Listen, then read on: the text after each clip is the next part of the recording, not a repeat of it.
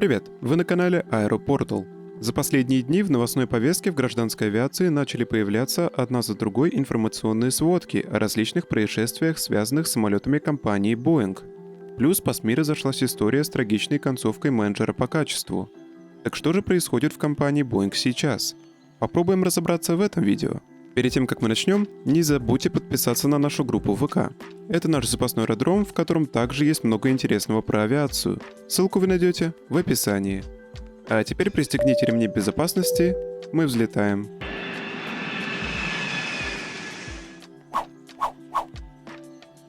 Череда различных происшествий и проблем внутри компании начали всплывать относительно недавно.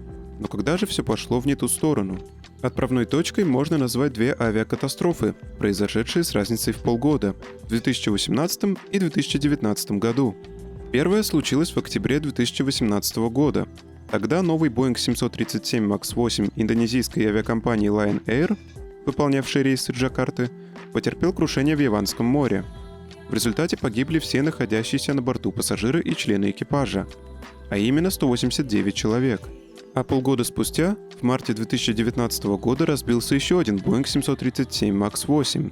Это был рейс 302 авиакомпании Ethiopian Airlines. Самолет потерпел крушение над Аддис-Абебой. Результатом стала также гибель всех пассажиров и членов экипажа – 157 человек. Обе катастрофы связывает одна причина – система МКАС, или система улучшения характеристик системы маневрирования. Ее внедрили на данный тип ВС по той причине, что в силу своей конструкции самолет мог излишне задирать нос, что могло привести к потере скорости и, как следствие, к падению самолета. Данная система на основе получаемых показателей с датчиков угла атаки и скорости должна была в таких ситуациях опустить нос самолета и тем самым стабилизировать его положение. Однако на деле получилось так, что система могла опустить нос, когда это не требовалось, и в результате самолет мог войти в пикирование, что в итоге привело к двум катастрофам. И проблема здесь заключалась в том, что раньше данную систему не использовали. И получилось так, что пилоты столкнулись с ней впервые. А дополнительное обучение стоит денег. И есть вероятность, что в компании решили пренебречь этим моментом ради экономии. И соответствующее обучение либо было проведено некачественно, либо оно не проводилось совсем. После данных инцидентов многие страны начали закрывать свое воздушное пространство для самолетов данной модели. Авиакомпании начали приостанавливать их эксплуатацию до выяснения обстоятельств. Также перевозчики стали отменять подписанные контракты на поставку самолетов данного типа. Это сказалось на экономических показателях компании и даже экономике США. А именно, Штаты, по оценкам экспертов, недополучили 1% ВВП в 2019 году. И на фоне этого их главный конкурент, компания Airbus, смогла опередить Boeing по количеству заказов и осуществленных поставок и закрепиться на лидирующей позиции. В то же время по ходу разбора полетов и выяснения причин начали всплывать интересные подробности о внутренней кухне компании. Например, выяснилось, что Федеральное управление гражданской авиации США значительно расширило полномочия компании. Это расширение привело к тому, что по сути Boeing могли самостоятельно проводить сертификацию своих воздушных судов, что ставит под сомнение объективность всех проводимых тестов и проверок продукции компании. Также в распоряжении СМИ появилась информация от рабочих одного из заводов Boeing, в котором сосредоточено производство Boeing 787 Dreamliner. А именно, сотрудники сообщили прессе, что в производстве используются заведомо некачественные детали, и что руководство скрывает всевозможные недочеты, и всячески оказывают давление на тех сотрудников, которые жалуются на нарушения. Одним из участников этой истории был инженер Джон Барнетт, который проработал в компании 32 года и вышел на пенсию в 2017 году. С его слов, на самолеты устанавливали детали, которые чуть ли не доставали из мусорки. Касаемо качества производимых на том заводе лайнеров, инженер сказал следующая цитата: «Ни один самолет того завода, на мой взгляд, не безопасен». Конец цитаты.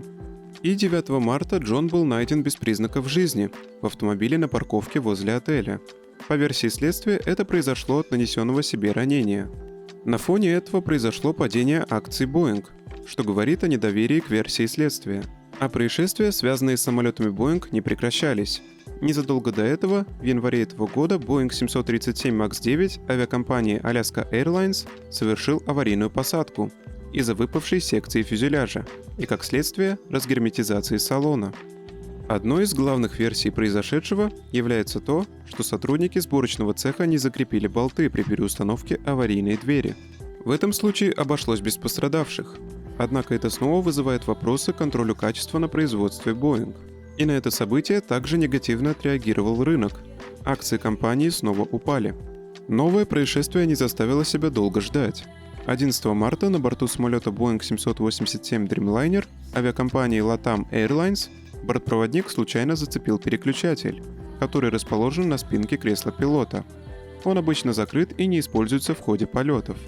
Из-за этого кресло резко отодвинулось, и пилот на небольшой промежуток времени потерял управление. В результате самолет начал резко снижаться, и по рассказам очевидцев на борту, пассажиры, которые не были пристегнуты ремнями безопасности, подлетели к потолку. В общей сложности пострадало не менее 50 человек. После этого Boeing дали рекомендацию авиакомпаниям провести проверку данных блокираторов на аппаратуре. Еще один случай произошел 16 марта этого года. У самолета Boeing авиакомпании United Airlines в ходе полета оторвалась часть обшивки фюзеляжа и упала на припаркованные автомобили. Обошлось без жертв. Последние два случая не факт, что являются следствием ошибки производителя. Это может быть ошибка со стороны обслуживающих инстанций. Однако, на фоне новостей о частых подобных случаях с участием самолетов Boeing, доверие к ним подрывается. Вывод из всего вышесказанного получается следующий.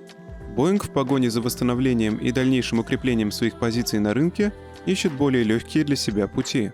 На чем-то экономит, местами пренебрегает некоторыми моментами на производстве, однако это ставит безопасность пассажиров под серьезную угрозу.